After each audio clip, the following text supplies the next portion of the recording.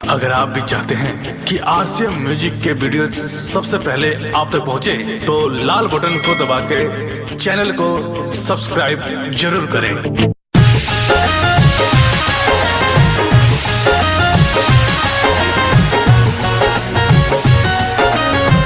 Mix by DJ Surendra Paraste.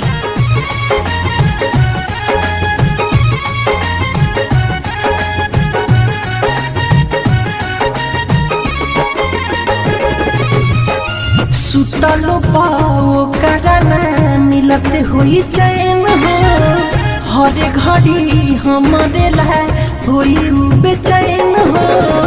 अखिया के कजारा धुवत हुई हो, अखिया के कजारा धुवत हुई हो। हमारा बिना एगो पगली रोबत हुई हो, हमारा बिना एगो पगली रोबत हुई हो। सुतलो पाओ करना मिलत हुई चैन हो, हर घड़ी हमारे लाए हुई बेचैन हो।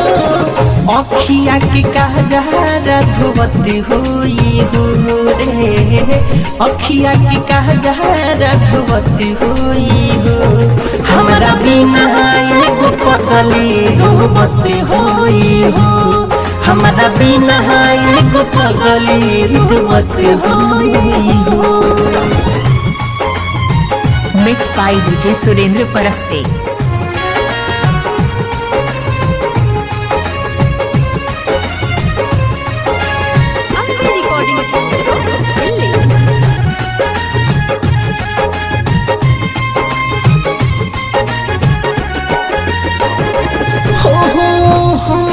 के देखे हरदम खिड़की के छेद से हाथ कटले रहे हमरे चलते ब्लेड से।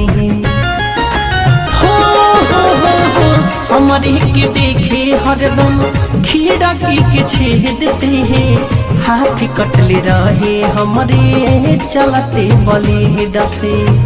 हाथ कटले रहे हमरे चलते ब्लेड से। कैसे निकाल पाई हमारा के मन से, हमरे से प्यार करे ले बचपन से। गम के मोटारी ढोवत हुई हो रे, गम के मोटारी ढोवत हुई हो।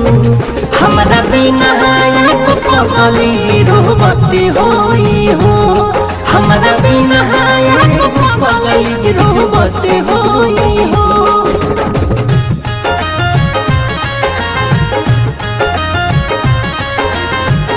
Mix by DJ Surendra Paraste.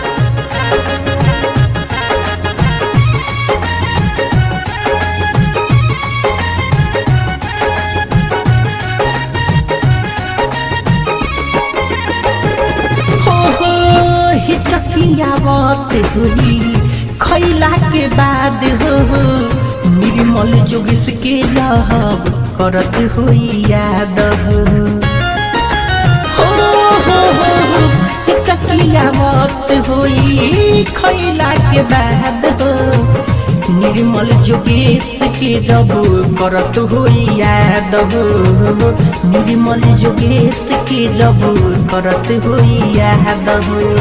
चले गई भले हमारा जिंदगी से निकाल के, भूले नहीं पाई अपना मिठू मार सहल के। दिनों राति रही आज हती हुई हो, दिनों राति रही आज हती हुई हो। हमारा बिना एगो पगली रोबत हुई हो, हमारा बिना एगो पगली रोबत हुई हो।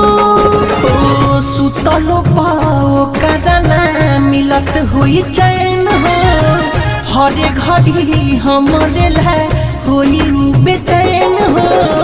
अखिया के कजारा धुवत हुई हो रे, अखिया के कजारा धुवत हुई हो।